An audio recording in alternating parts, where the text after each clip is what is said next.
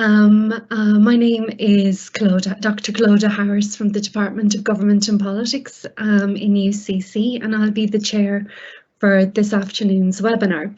Our event today is brought to you by UCC's Environmental Research Institute, the Department of Government and Politics, and by SHEP Earth Aware.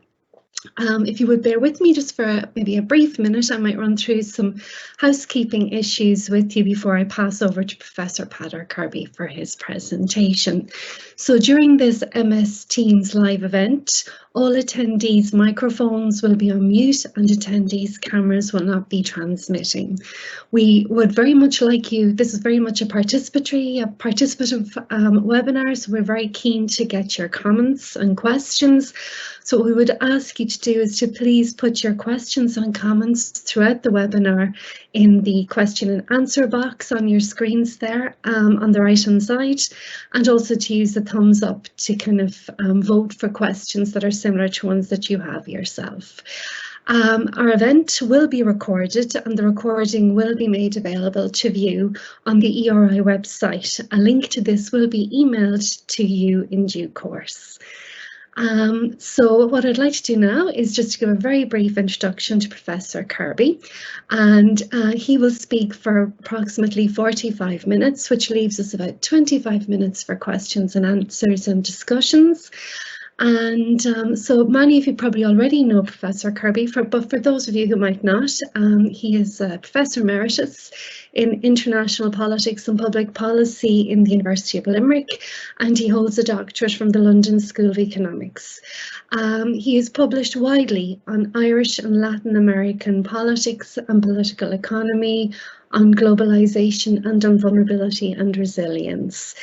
The presentation that he's giving us here today, entitled, as you can see there, Beyond Capitalism, Mapping an Eco-Social Future, very much draws from his recent book, which was published by Bloomsbury in just this year.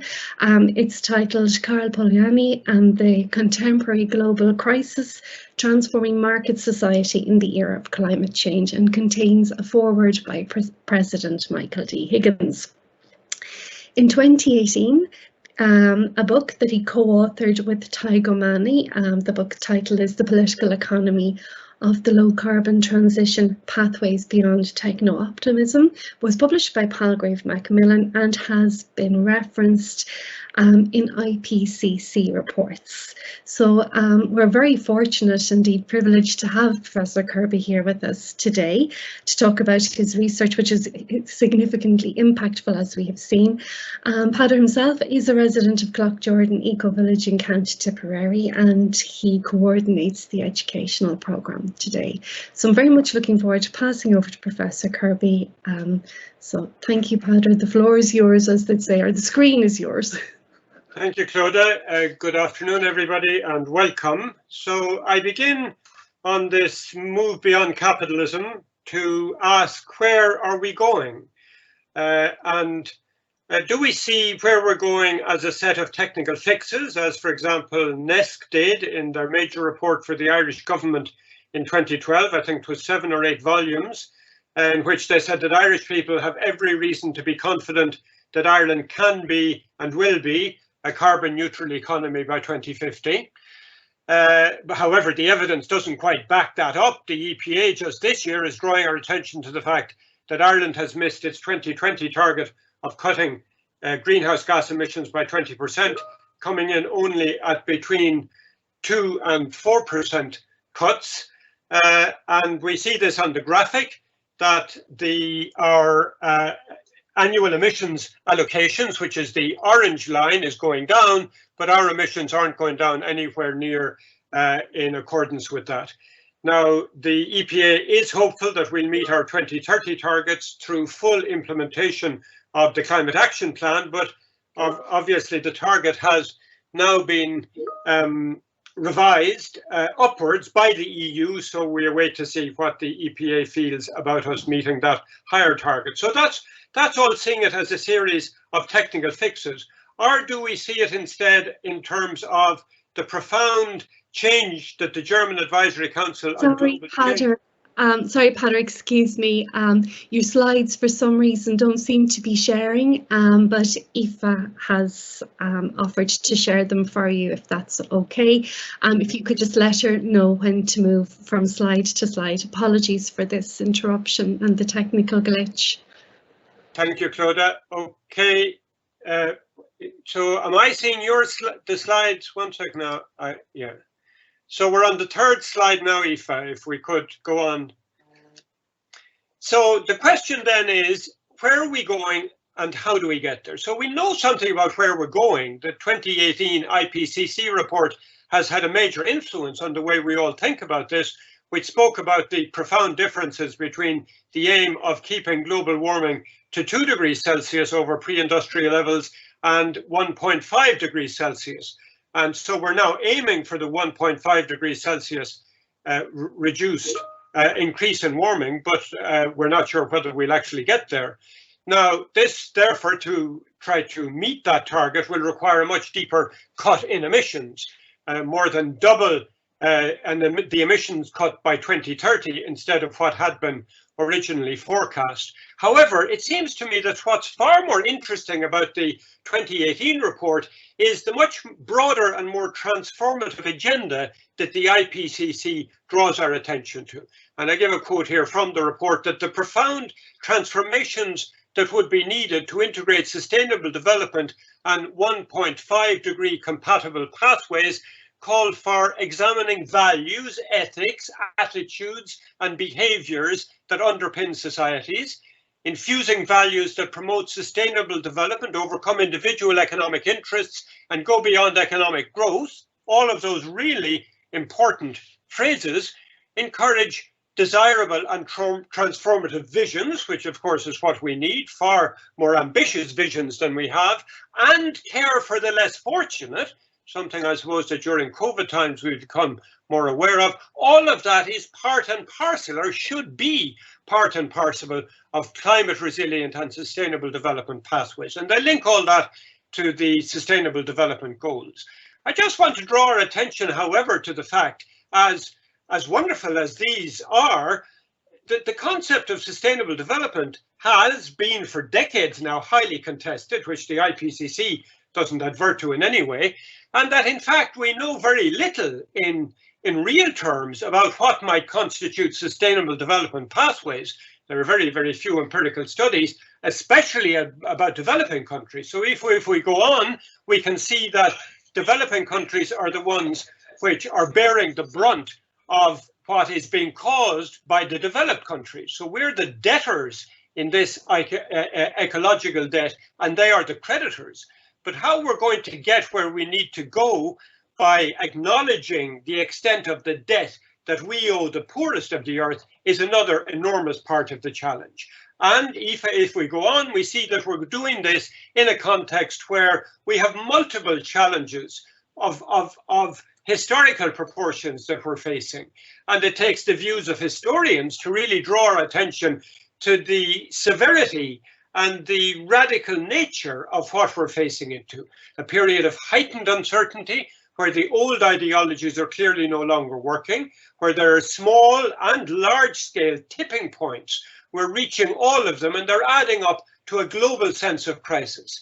Some interpret it as the end of the imperial age dominated by Europe for the last 500 years or so.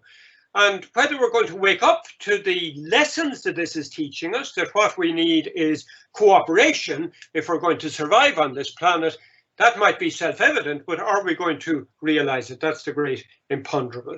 So if we go on to the next one, we will see that we are now in a situation where the systems we live in are in breakdown. These systems have, since the Second World War in particular, served us well. At the heart of a successful system is one that can maintain legitimacy through meeting the basic needs of most of the population in a relatively stable way. The capitalist world did this between the Second World War and the early 2000s. Communist world did it with a lot of repression, of course, certainly until the 1980s, late 1970s. Latin America, as I witnessed myself traveling there, did it into the 1970s. And African, Asian, Latin American countries, Middle Eastern countries had their own distinctive as they called them at that time, third way pathways. But we saw with the international debt crisis of the 1980s that the third world collapsed with immense human suffering. In the very end of the 1980s and the early 1990s, the communist world collapsed, again with immense suffering for many parts of the population. And now we're living through the collapse of the first world in the 2000s, particularly since the financial collapse of 2008. So if we go on to the next slide, Aoife, some are now putting a date on when the collapse might come. So in my recent book, I make an attempt to identify some of these overlapping dimensions of the collapse. The one is that the social model we have is no longer satisfying basic needs. We saw it in our own election here a year ago, where housing, job security, a sense of secure belonging to society have in societies throughout the world become major issues, breakdown points for society. All of that linked to a corrosive inequality of wealth and incomes to take us back to the situation of the 19th century or before. And we often forget that with that profound inequalities of wealth comes profound inequalities of power. And of course, that's what's shaping ever more decisively the nature of our societies. This is leading to fragmented political systems, the rise of a new right of populism, of outrage, fueled by conspiracy theories, the consequences of which we saw dramatically in Washington on the 6th of January last. And the tendency to blame the others rather than looking at the real situation, the real origins of our crisis, to blame immigrants, people of colour, people of different sexual orientations for the crisis that we're in. On top of that, we have the crisis of the technologization of human and social life. Automation, robots, the threat to a whole swathe of middle-class jobs that it is causing under our noses. Then on top of that is the crisis of artificial intelligence, its influence on social media, the power of algorithms over our lives, over the very possibility that some people feel that we have no power of decision, we have no real free will anymore. And all of that then doesn't take any account of course, the huge crisis of climate change and biodiversity loss. As so many people are warning us more and more, and these are eminent scientists, people who really know what they're talking about, what is at risk is the future of human civilization, the future of the human race itself on this planet. There couldn't be a graver crisis. And then a final and distinct crisis as part of all of this is a crisis of personal impotence, a great crisis of loneliness, some would say, and a huge global crisis of mental health, as a recent Lancet Commission on mental health adverted to us. So there's a sense of impermanence fueling anxiety and hopelessness. So all of these are the crises. This is the situation we're part of. So if we go on to the next slide, and some try to put a date on when this model is breaking down. The UNDP, the world's biggest development program in 2011, warned us that our development model is bumping up against concrete limits. The UNEP, the United Nations Environment Programme in 2014, said to us that the current model of development isn't sustainable in the long run. A real change of course will be needed, significantly changing technologies, policies, and consumption habits. That's obvious to all of us, but are we seeing these changes? This is the big problem. Now, development models rest on different configurations. In the 20th century, we've had an extreme from very statist models like the communist models to the extreme free market models that we've become used to over recent decades. However, as we showed, Tadhg and myself in our 2018 book, there's a large literature showing that developmental success has emerged more from social democratic and developmental state models than from the free market model, yet these lessons seem to be absent in the literature on the low carbon transition. What Newell and Peterson in their wonderful book of 2010 on carbon capitalism talked about as a climate capitalism with a strong neoliberal structuring. This is our dominant model of how we're trying to get to the low carbon future that we have to get to. And yet the debates on the transition fail to examine this dominant model, fail even to acknowledge its existence, much less look for alternatives to it. So the big question that I want to pose today, what might a new model look like? This is the most urgent question we face. So if we go on, Aoife, to the next slide, I will begin to introduce just briefly this model of what a political economy model looks like. So particularly since the Second World War, in the first few post-war decades, we thought we had a clash of two different models, capitalism versus communism, free market versus state-led. But I suppose particularly since the collapse of communism, we've realized that there are what the literature calls varieties of capitalism. The extremes, I suppose, are social democratic model, very much now weaker than it used to be, and then the neoliberal model, which has been the dominant model in recent decades.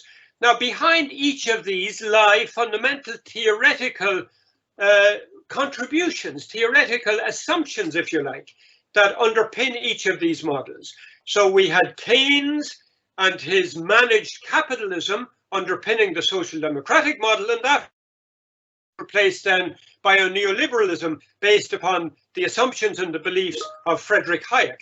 And this has very much underpinned our model for recent decades. So what is going to be the theoretical underpinning of the socio-economic model that we need now to get to? And that's going to lead to the introduction of the thought of Karl Polanyi, which is the subject of my recent book. So if we go on to the next slide, I'm just giving you idealized versions here of what a political economy model is. It's a collaboration between the state, the market, and civil society. And it's the different configurations of those that make up different political economy models. Aoife, the next slide will show us that we have, particularly over the 20th century, experienced two extremes of very different sort of models. The left-hand one shows us the current model, which is a dominant market, where both the state and civil society are very subservient to the needs of the market.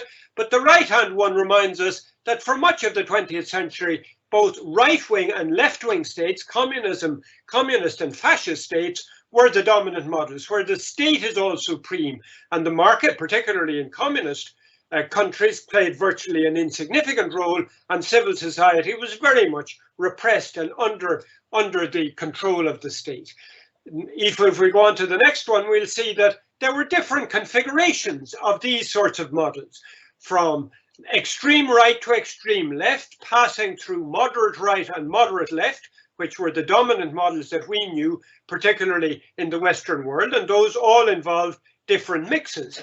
And each country had their own particular variant of these, very much influenced by their culture, by their history, by the particular trajectory that their society had taken. All we have to think about is the difference between the sort of neoliberalism in Britain that came with Thatcherism and our sort of neoliberalism, very extreme neoliberalism that came in a very different way with our Celtic Tiger model.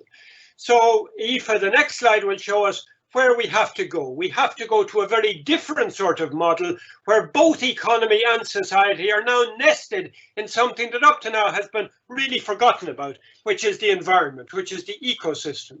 And this requires criteria, as for example, the fundamental criteria that our model does not surpass the planetary boundaries that the Stockholm Resilience Institute has done so much over recent years to identify, and we'll come back to those later. So we need to urgently refashion an economy that is nested within a society and that finds a balance with the ecosystem. And reflecting on that, it seems to me it's very revealing to draw our attention to the fact that issues that have been completely marginal issues in the way in which we've looked at economy and society over the last century now come to the fore. What we do with waste is, as Manfred Max Neef, the great Chilean economist, said, the great Achilles heel of capitalism. But it's only now, with our concern about plastic in the oceans, etc., that we're beginning to realize the real problem, the fundamental problem of waste.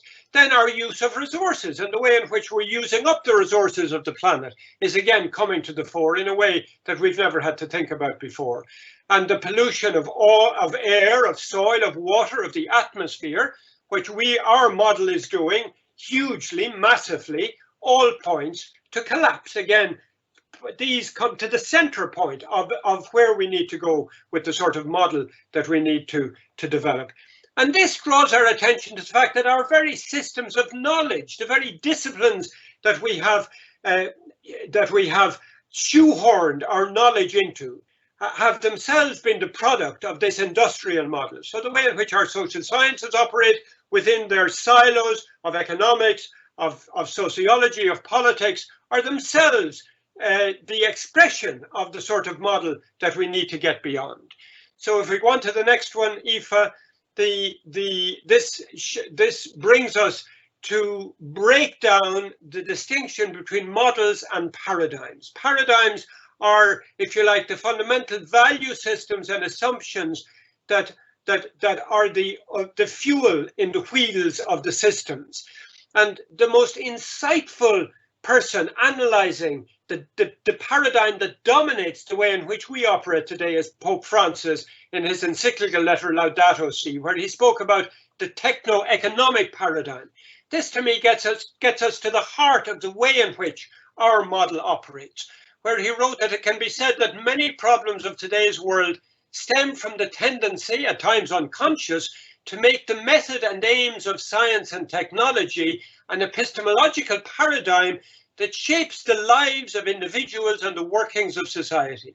The effects of imposing this model on reality as a whole, that's a very Polanyian point, human and social, are seen in the deterioration of the environment. But this is just one sign of a reductionism which affects every aspect of human and social life.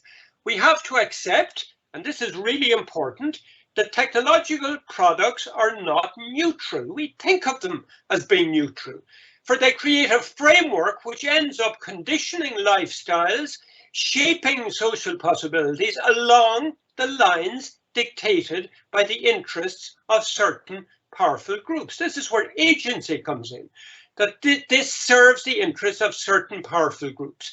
And so that decisions which may seem purely instrumental are in reality fundamental decisions about the kind of society we want to build. But we don't treat them as those sort of decisions. We don't discuss them as those sort of decisions. We're subservient to the workings of this paradigm in the way in which these decisions actually operate and map out. So in the left-hand column, we see that paradigms are the sources of our systems. They're the fundamental beliefs and value systems and assumptions that drive the system. And the most central belief, unquestioned up to now, is growth. That growth is the motor force of our society and our economy. At last, this is beginning to be questioned.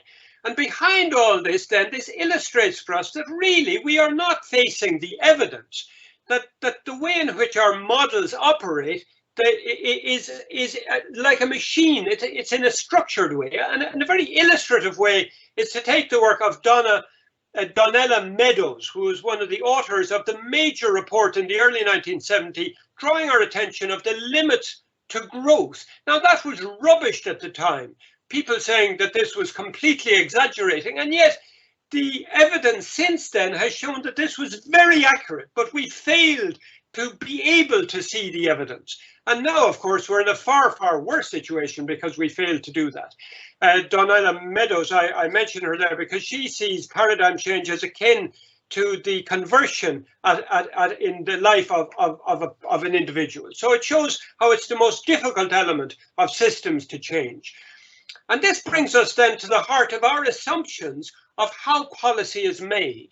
And Aoife, if you go on to the next slide, I think that what's really significant is that we have faced in recent decades the greatest consensus in terms of scientific evidence that we've ever seen in the world, in the reports of the Intergovernmental Panel on Climate Change. And yet, to what extent has our policy acted decisively and sufficiently on this evidence? This raises major questions about whether our policy is really evidence-based, as I think most people presume it is.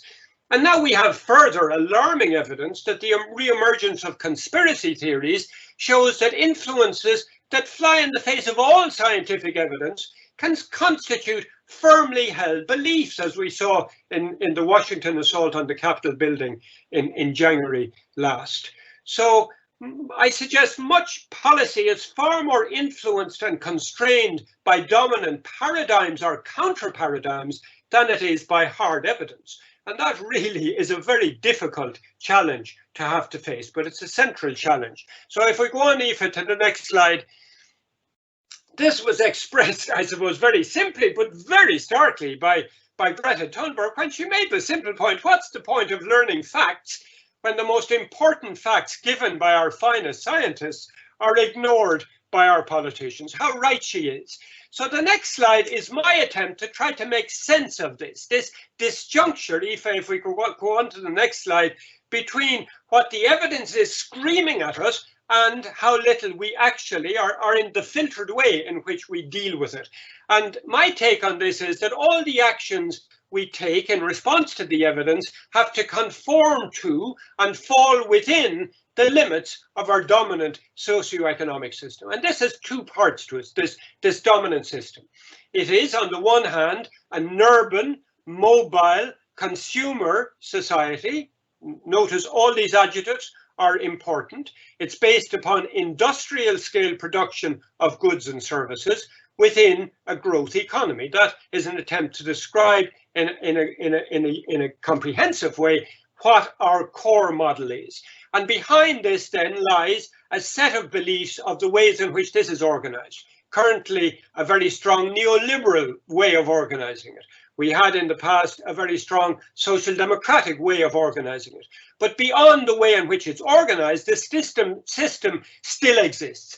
And all our actions in terms of climate change, it seems to me, the evidence overwhelmingly points to the fact that these are taken to fall within this dominant model. And so therefore we prefer to treat the challenge of climate change as discrete techno-scientific challenges. A techno-optimism, as Tadhg and myself labelled as the sub-heading of our book in 2018. And so it'll be resolved by new technologies, renewables, electric vehicles, geoengineering, the ubiquitous role that carbon capture and storage plays in all the scenarios of the IPCC is probably the biggest example of this. But is techno-optimism going to get us to a low-carbon society? Our policies are based upon the modelling of quantitative variables such as energy sources and prices. But what about changing consumption patterns? What about effective governments? What about sustainable development? How easily can these be modelled? And it seems to me that these are the weaknesses of our attempts to model. And then behind all this stands the reality of a messy politics, ever messier, that seems to exist in a different universe of our discourse about climate change and where we're going to get in terms of a transition to a low carbon society. Yet, like, are we fooling ourselves? Do we think we can get there without taking into account that it's through this messy universe of global politics this is going to prove decisive in configuring our future? So, Aoife, if we can go on to the next slide. This brings us to the great social scientific distinction between agency and system, very useful in this situation, because the left-hand column reminds us that our attempt to exercise agency, to do something to change this, it boils down to policy focuses on renewable energies, electric vehicles, retrofitting homes, vegetarian diets. We know all this list. Now, Eamon Ryan, to be fair to him, did, when he was launching his climate action plan, advert to the fact that it will involve a paradigm change equivalent to that which happened here in Ireland during the Lamas era. And under questioning at a webinar I attended, he did recognise that it takes a long time to change public values, and particularly to change the way in which the bureaucracy operates and understands things. Now, all of these issues, I think, require far more consideration than they're getting. And the right-hand column shows us the system trundles on despite all this discourse. Just to take a few recent examples, the company Amazon has grown massively during the COVID lockdown, and Amazon emits annual emissions of greenhouse gases similar to the country Norway. And even if we're very very noble and we want to disengage in it, we find we can't, because Amazon Web Services hosts Netflix and Twitter and the Guardian newspaper and General Electric and Unilever and many, many other companies that we depend on in our daily lives. Bitcoin, which is again another part of today's financial system, uses the same amount of energy annually as does Argentina, and most of it coming from polluting sources. Vast amounts of energy go to keep Bitcoin going. Airbus planes sold planes over the past 2 years that will emit over 1 billion tons of carbon during their lifetime. It was recently announced that 1/3 of the top FTSE 100 companies severely worsen climate crisis through their actions. So let's get real about this system that trundles along despite all our fine discourse about climate change. As the UNDP said in their latest report in 2021, humanity is waging war on nature. The consequences of our recklessness are already apparent in human suffering, towering economic losses, and the accelerating erosion of life on Earth, and including our life as a species. So Aoife, if we could go on to the next slide. Therefore, this brings us to the nature of theory. And it seems to me the left-hand column shows us the dominant theory, which is a problem-solving theory that operates in disciplines that accept the fundamental structure of our social and economic world as there are. Fixed assumptions about the institutional framework of politics, fixed assumptions about the concept of the market mechanism driving our economics. And within these parameters, they can give fairly precise answers to specific questions, very, very sophisticated answers, but it's a theory for stable times, when the assumptions and the frameworks of society are predictable. And these aren't the times we live in. We live in times where these historically constituted frameworks and structures are breaking down. So we need a different sort of theory. We need a critical theory that can step aside and see how these existing structures arose and how they may be changing and how they may be induced to change. It's a theory for times of fundamental change, when frameworks of society collapse and where it's completely unclear what the future holds, which is exactly our times. So Aoife, if we could go on to the next one, please. Now, these models, as I've said earlier, the dominant models we've experienced since the Second World War, are underpinned by fundamental theories associated with a particular person in these two cases. So we had Keynes and his view of the economy serving the well-being of society as a whole, particularly of workers, through maintaining high employment and giving a central role to the state to regulate capital flows, recognizing that laissez-faire put the weight of adjustment on the poorest. These formed the basis of our social democratic era and were supplanted in the 1970s and 1980s by theories drawn from the work of Friedrich von Hayek, The Road to Serfdom in particular, which Margaret Thatcher read as a young postgraduate and kept at her bedside during her time as Prime Minister, we're told, though I never saw her bedside, needless to say. Now, von Hayek criticized Keynes's theories on the grounds that the full impacts of our interventions in the economy can never be known, that only individuals can respond to price signals, so the free market is superior to state intervention, and state intervention brings in oppression and tyranny, leading to socialism. These assumptions have formed the basis of our neoliberal model, and we need to get beyond these. So Aoife, if you go on to the next slide, it's for this reason that my recent book is on Karl Polanyi, because Karl Polanyi's classic work, The Great Transformation, also published in 1944, the same year as The Road to Serfdom, is now being returned to as a critical theory for unstable times. And if you can bear with me as I try to unpack some of what Polanyi gives us.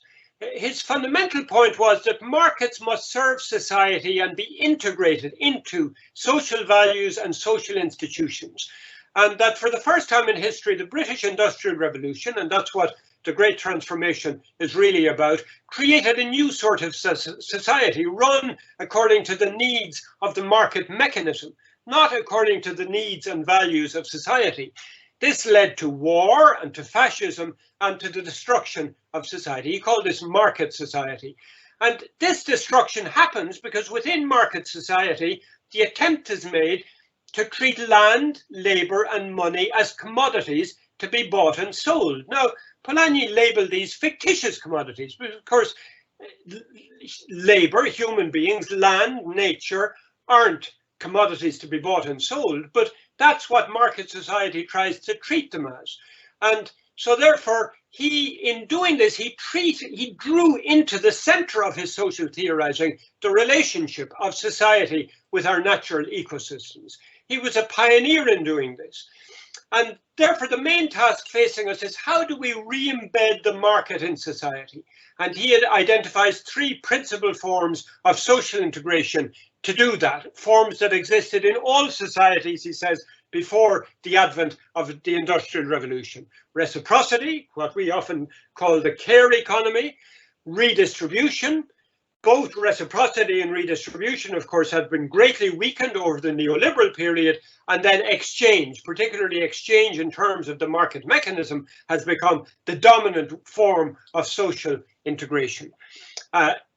So what we need to do then is to rediscover economics as a science of how we provision society and serve the needs of human beings, rather than, as current dominant forms of economics, as a formal decision-making method based upon a presumption of scarcity. He emphasized the rediscovery of society, going back to the utopian socialist thinker Robert Owen, associated with the utopian project New Lanark, which you can still visit in Scotland. And out of that, he developed this radical new understanding of freedom as social responsibility, rather than our understanding of freedom as individual license, which of course comes very much from the work of von Hayek. And fundamentally, he feared the power of technology. He spoke about the subordination of man to the needs of the machine. And as strong as his fears were back in the 1950s, so greater are ours today. We have seen, again, another very prescient insight of his. So my argument is that Polanyi has the potential to move us beyond the options of Keynesianism or Hayekian neoliberalism into a new socio-economic paradigm, as our president keeps calling it the eco-social paradigm. So if we can go on, Aoife, to the next slide, I just wanted to take this quote from Polanyi at a very young age in 1927, when he worked in Red Vienna.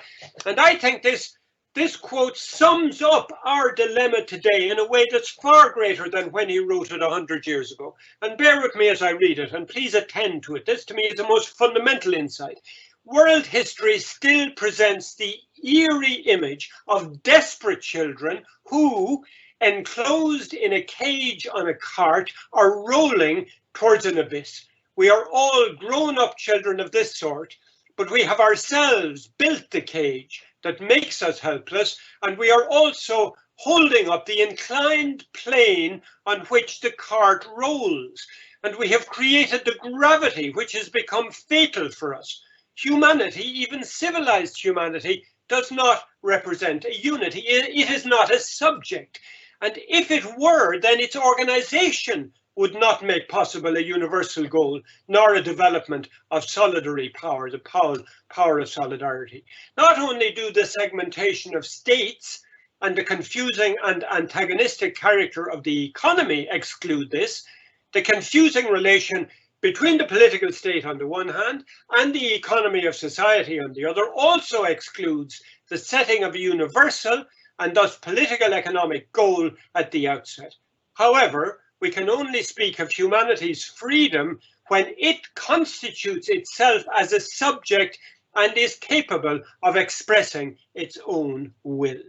It seems to me this gets us to the heart of this iron cage, as Weber called it, that we now find ourselves in, our current paralysis, as I label this slide as. So if we go on to the next slide, let's now move into these models that structure our response to the environmental crisis as we label it. And the dominant model is, as Newell and Patterson call it, a model which squares capitalism's need for continual economic growth with substantial shifts away from carbon-based industrial development, creating markets for carbon based upon the price of a ton of carbon, as we know, now extended globally, begun in the European Union, and then developing markets for renewable technologies to replace those based on fossil fuels. That's fine, but we must recognize it's a version of neoliberalism. It's based upon the ideological fixation with free markets. It's based upon the dominance of finance. It accepts widening socioeconomic inequalities. Its focus is on networks as means of organizing. Whether they're sufficient to get us to a low carbon society is the big challenge. Now, it has encouraged many business sectors to see climate change as an opportunity rather than being hostile to it. And I suppose the biggest expression of this is in the Global Commission on the Economy and Climate, which see growth with sustainability as a win-win for the global economy. So if we go on to the next slide. The big challenge for climate capitalism is whether we can decouple our growth, if we want to continue growing, from emissions. And the left-hand column here shows us that, for example, Jackson and Victor estimate that we'd have to have an average annual decline in carbon intensity of 14% annually over 3 decades. The UK would require 20% annual cuts, they say.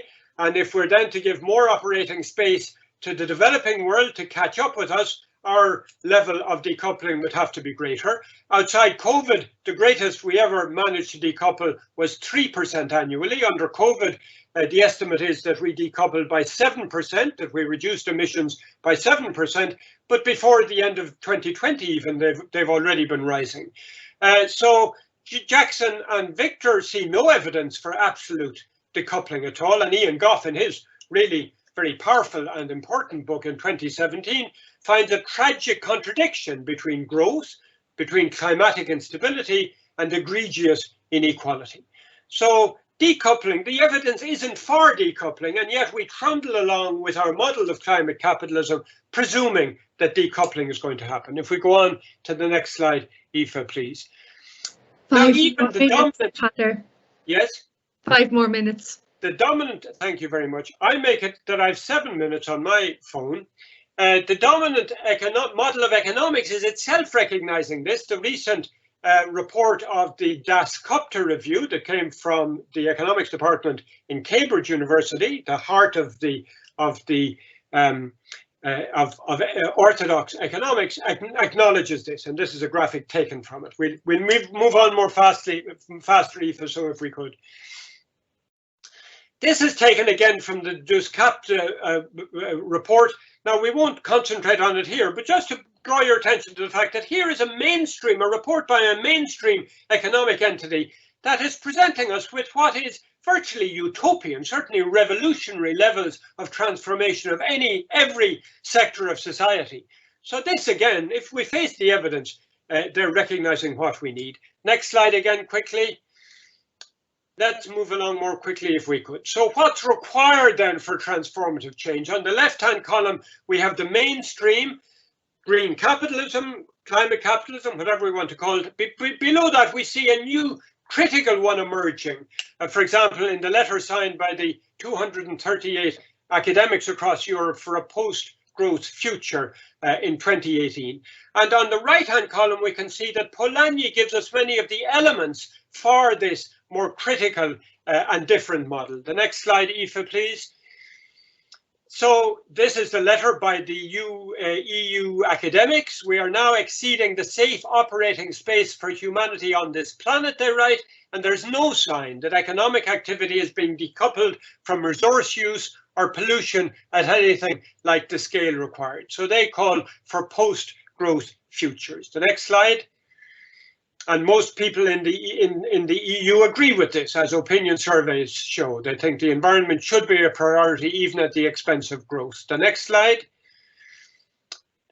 One example of this is donut economics. I won't have time to go into all these, but the Kate Raworth's book maps out what an alternative form of economics would look like. And at the bottom of this slide, we can see that there's also an emerging discussion of how we can develop a sustainable welfare system based upon decoupling our social policies from growth economies. So talking about, for example, what should be the relationship between a minimum and a maximum income, that we create both a universal basic income, but also universal basic services. The next slide, Aoife.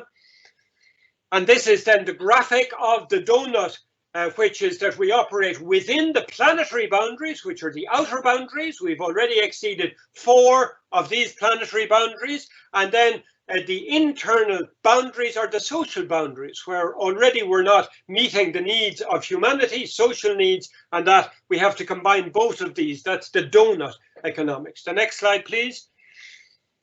And this is sometimes called an eco-socialism, going back to the tradition of utopian socialism, of workers' control of the workplace, communal ownership of land and housing, the gift economy, the localization of production and distribution. COVID has taught us a lot of lessons about that.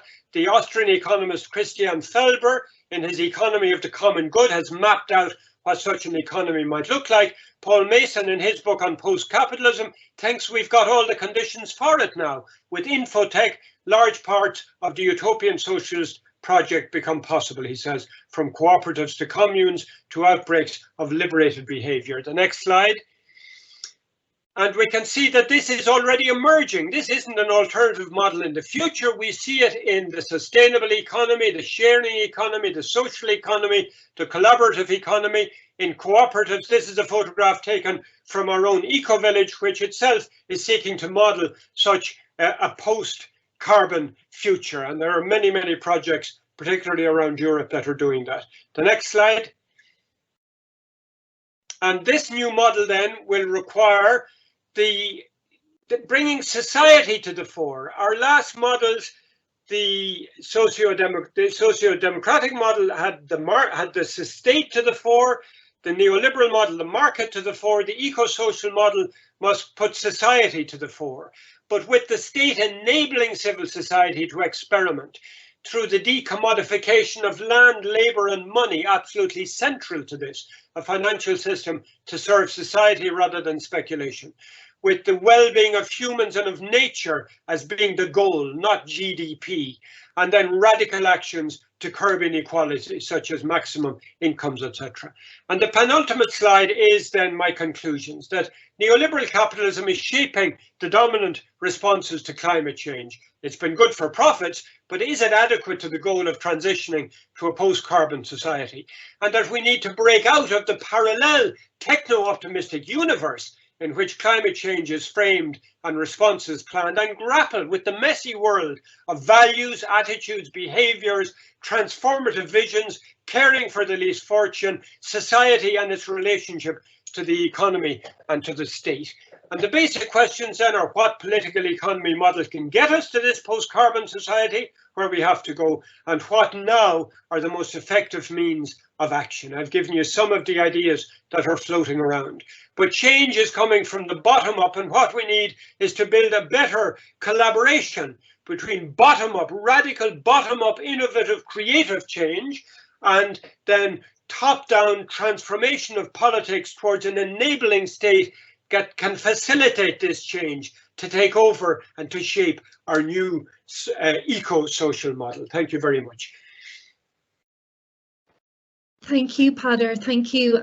And just there on that final slide there, everybody will be able to see where they can kind of purchase your book.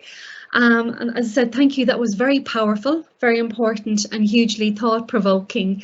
And I see that it has generated a huge number of questions. So thankfully we have time for those now.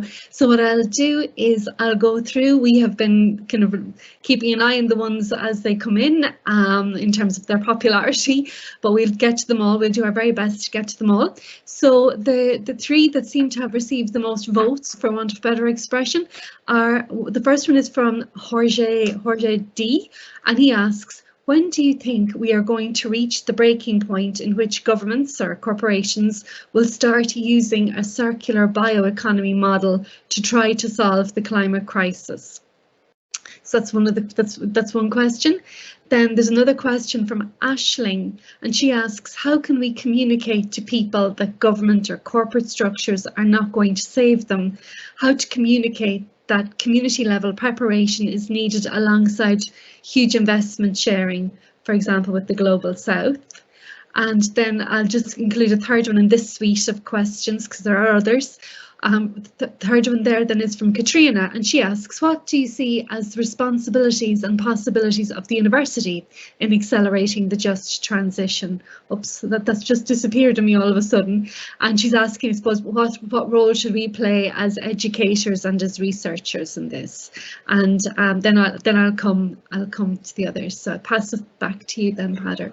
Thanks, Clodagh. Those are massive and wonderful questions, and these are the sorts of questions we should be debating all the time. I mean, let me start with the final one, because I retired early from university life because I really have lost faith in universities. It seems to me the universities, at the very time where they're most desperately needed as the incubators of really radical and challenging and new thought, have been co-opted to serve the model of the techno-economic paradigm, basically the commercialization of our universities, the scientization, if you want to call it, the technologization, the marginalization of the humanities and the social sciences at the very point where they are most centrally required as imaginative discourses to develop new possibilities.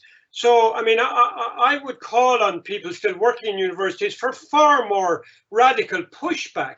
In my inaugural lecture as a professor in UL, I said that no student should leave any of our universities without a fundamental grounding in the history of the universe to give them the wider context of the challenges we're facing. I said that we're educating our students for a society fast disappearing, and we're being highly irresponsible, and we're not giving them the most basic of skills to realize that they're facing a civilization that's collapsing. So, you know, this is one for those of you who stayed there. I really get depressed at the way all our universities have gone. I'm sorry to have to say that. And then the second question was about communication. We use every opportunity we can to do so. I mean, obviously teaching is one major way, and that's why to me, being in an eco-village, which is itself an educational project with place-based learning, where we can show people what's possible, is absolutely a wonderful way of educating, but in all sorts of ways, through the arts, through writing, through the protest actions of Extinction Rebellion, of the strikes. All of these are fundamental ways to wake people up. COVID itself is doing it in some ways. So my only answer to that is every way we can do it is the best way. We can do it around dinner tables over dinner. We can do it with our children as they're growing up. And, you know, the small things are necessary, but let's not minimize the enormity of the challenge, and let's communicate it in ways that see it as opportunities to move to a better society, not as threats that is going to, if you like, cause huge destruction. That's, I think, absolutely crucial. Now, when is the breaking point coming was the first question. And like, there are some people, and I have books here which would say it'll happen by 2030, it'll happen by 2070. I don't believe it'll come. We can put a date on it. In my book, I do discuss some of these. So if anybody reads my book, they'll see a discussion there. It's happening already. Breakdown is happening already. And the move towards a circular economy is happening. And I often think it's instructive to go back and to see the way that we moved from feudalism to capitalism. It didn't happen within a short space of time. In some ways, in some parts of the world, you can say it's still happening. And so these happen in different ways, in different locales, at different speeds. I mean, I feel blessed to be part of a community which I think is quite a long way along this road. You know, and it's up to all of us to try to gather together with other people of like mind and to try in small or bigger ways to move that along. But that's the way to do it, and let's find every opportunity. I mean, one simple example is the slide on your screen right now. Instead of buying my book from Amazon, buy it from our local Ecovillage bookshop here in Cloughjordan. You know, these are ways. Get people to shop local. Back to you, Clodagh. Thanks, Peadar. There's so many more questions, so the next I'll give them again in a set of 3. So the first one is from Maureen, and she says, a paradigm shift seems absolutely required. When such a shift is so threatening to individuals that we retreat into denial, how can we accomplish this as a human community? She says her own experience is that the threat level experienced by many of us is that denial is a psychological survival mechanism. So how do we get past this to the transformative understanding we need? So that's Maureen's question. Then there is a question from James, and he asks, he mentions that you talk about communal housing. Would you be a supporter of state-controlled public housing of the likes of Red Vienna? And then another, because there are a lot of questions here, I'm keen to get as many as possible into.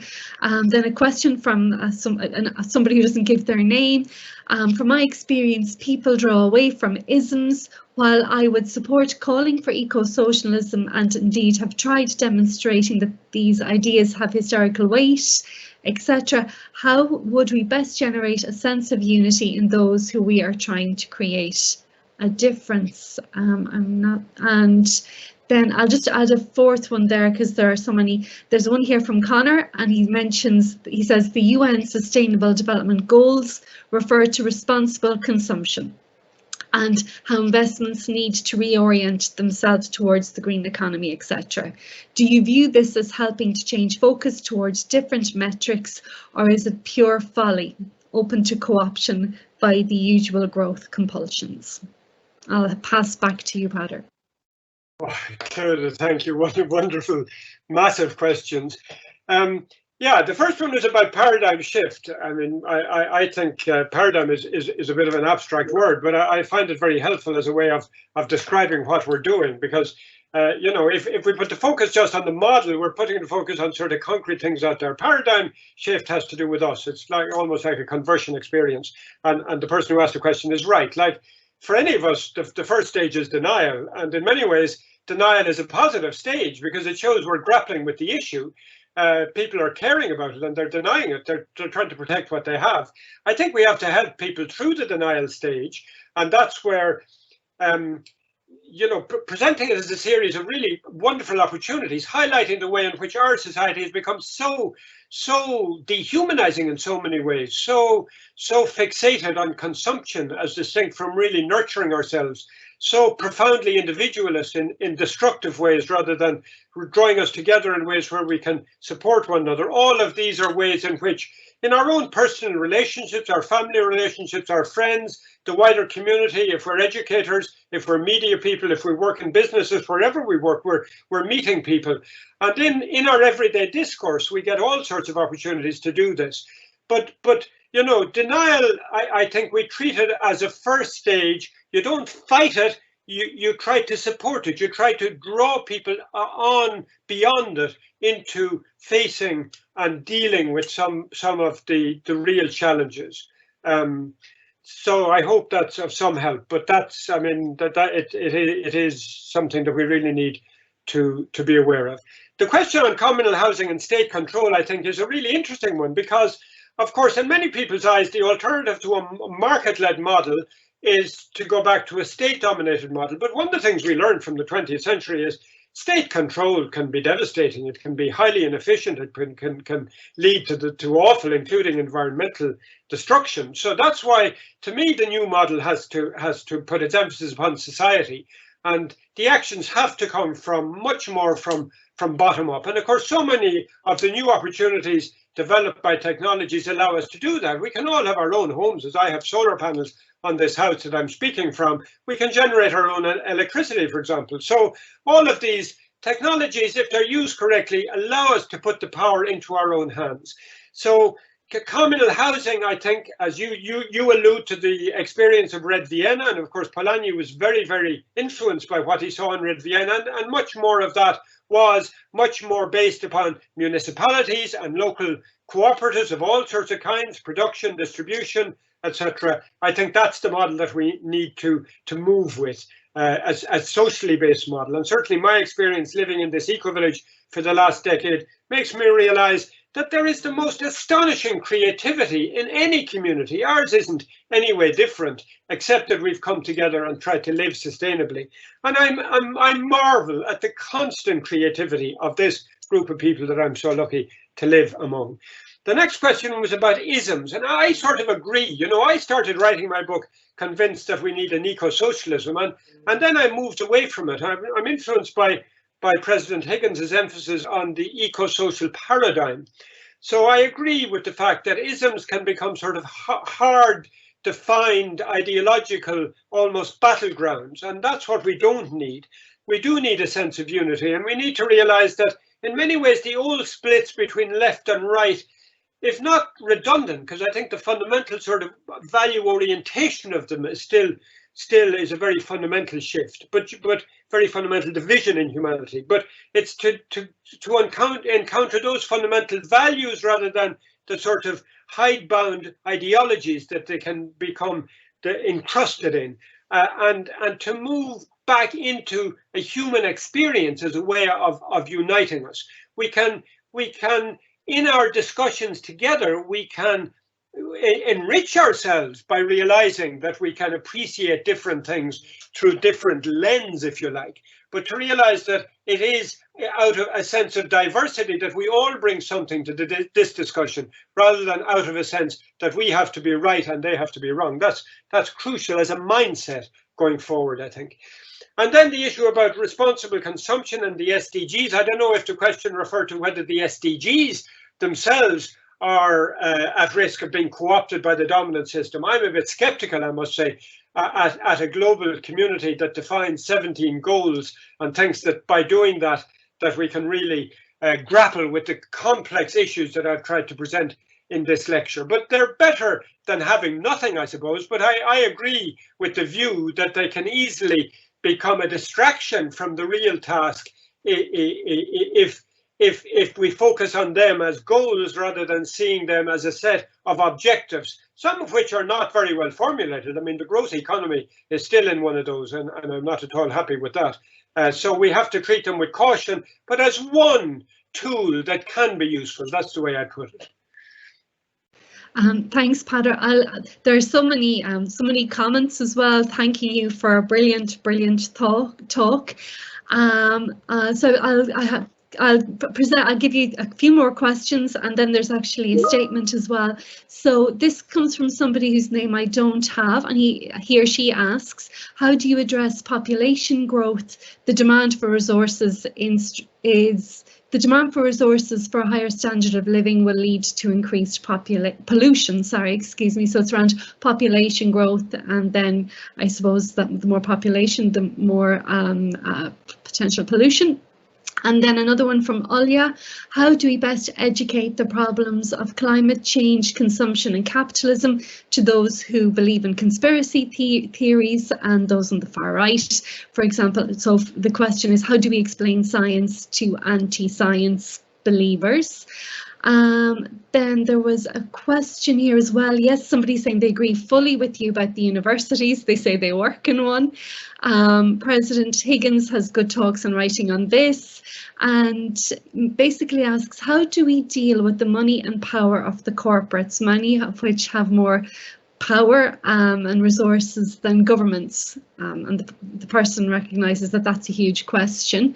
And then there's actually a very interesting commenters from Nicolo, who talks about the thoughts and works of the Neapolitan School of Civil Economy, which dates back to the 18th century as a middle way between Keynes and Hayek. And he says that lately it has gained new popularity in Italy, with theorists and practitioners embedding the ecological demand. So that's more so a comment.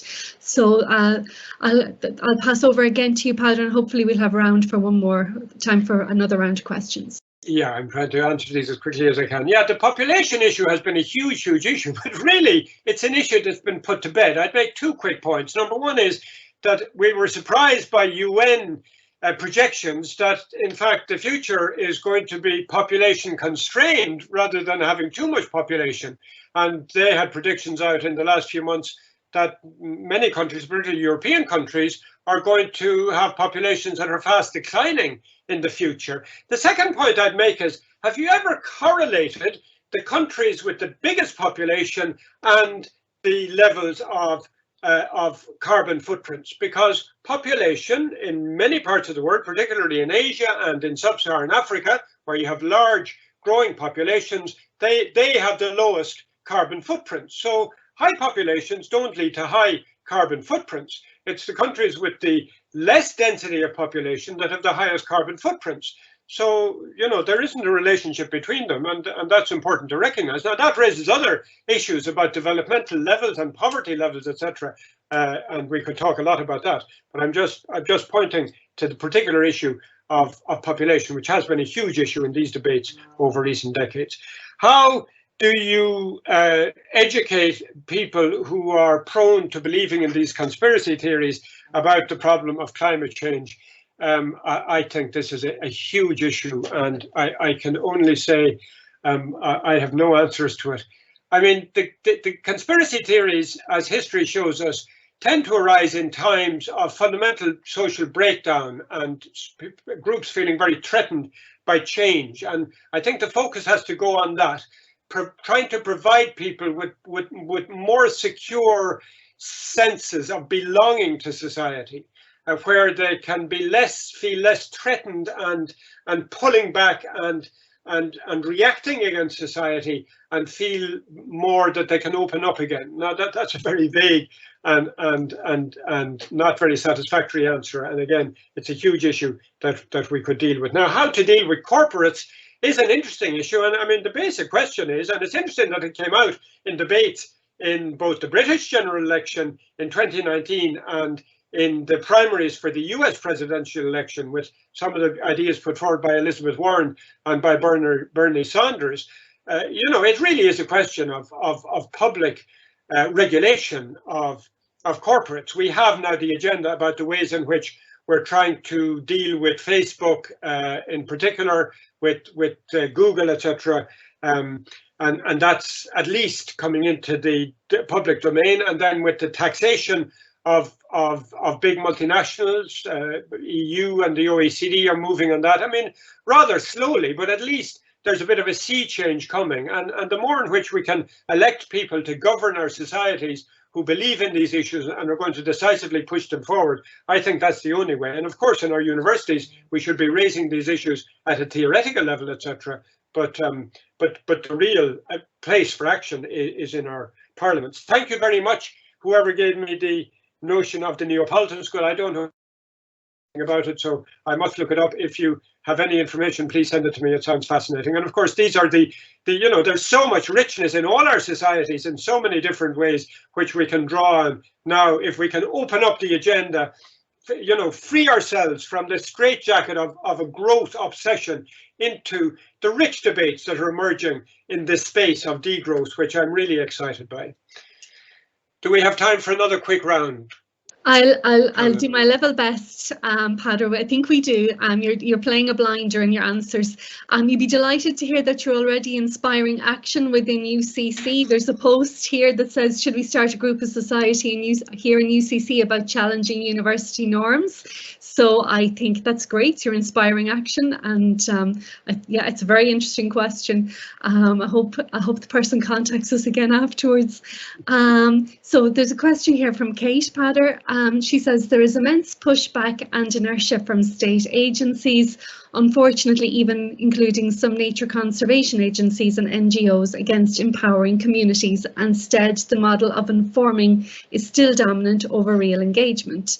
Is there anything communities and individuals can do to tackle this, or how to educate people about the importance of empowering these bottom-up initiatives?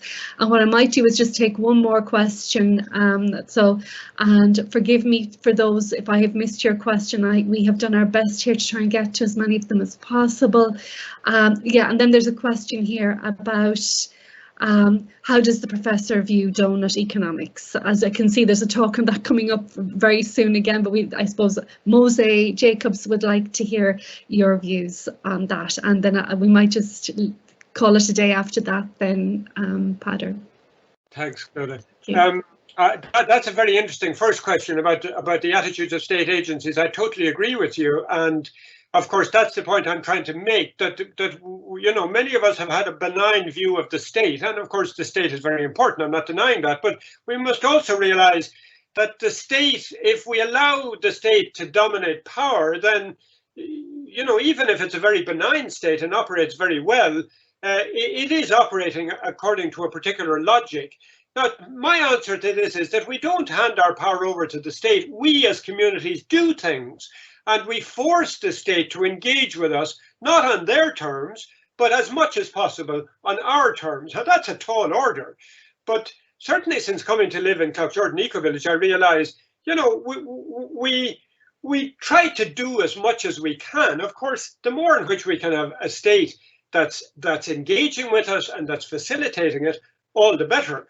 But we don't hang around and wait for the state to do things. And I think, like it's this fundamental issue that as human beings, we have the tendency to hand power over to others. In the past, in Ireland, we handed it over to the Catholic Church. And of course, we're living now with the disastrous outcomes of that.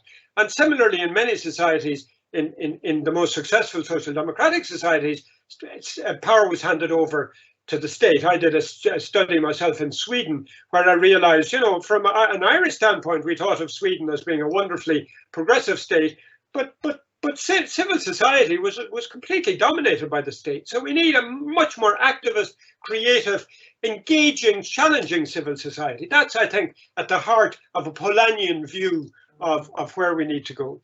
Donut economics is, to me, probably the most significant attempt to really draw together all the main strands of the sort of economics that we need. So the more of it we have, the better. And I just wish that more economics students really engage and challenge the people who teach economics in our universities. Irish universities are so dominated by a neoclassical, neoliberal economics. And anybody with a more heterodox view is very, very marginal. And we really need, for the health of our future societies, an economics that's much more engaged with real people's lives and the real provisioning of real local economies, flourishing local economies, rather than handing over power to global corporations to run our economy and thereby our society for us, which unfortunately we in Ireland have done for far too long, it seems to me. Thank you, Peadar. That's perfect. And it links in beautifully to the final slide here, which gives us an overview of upcoming events. And actually, the next one is on the 27th of April, and it will be Dr. Declan Jordan. Sorry, I don't know why I couldn't pronounce his name properly there. I know Declan well. He's an economist here in UCC, and he will be talking about the donut economics approach. Finally, and also, Peadar, there's a lovely comment here from James Clifford, and it says, as my professor in UL, I am delighted to hear you are still in great fettle, great talk, and please continue to press for the paradigm shift. And we all say hear to that, Peadar. Thank you very much for what has been a most engaging, stimulating and invigorating presentation and conversation on a Wednesday. COVID has been very bad for my days of the week, a wet Wednesday afternoon. So thank you. Also, before I suppose I sign off, I'd like to pass on my thanks, and I'm sure Peadar's to Dr. Aoife Corcoran of the ERI for all the fantastic behind the scenes work she has done and putting this together and making sure that we were seen and heard. So thank you, Aoife, for that. So just to remind you that the recording will be made available on the ERI website in a few days, and that a link will be sent to your email. And thank you all very much for coming along and for engaging so wholeheartedly onwards and upwards, hopefully. And thank you very much, Peadar, for that. Thank you.